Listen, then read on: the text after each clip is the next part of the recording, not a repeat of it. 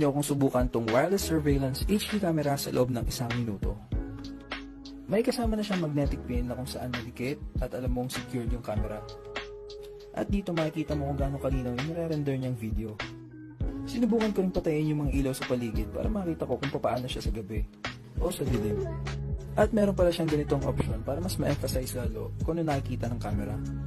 Oo nga pala, meron nga pala tong micro SD slot na kung saan pwede ka maglagay ng memory para mapag-record ng videos. At trinay ko rin dito yung 720p, 1080p, 2K, and 4K.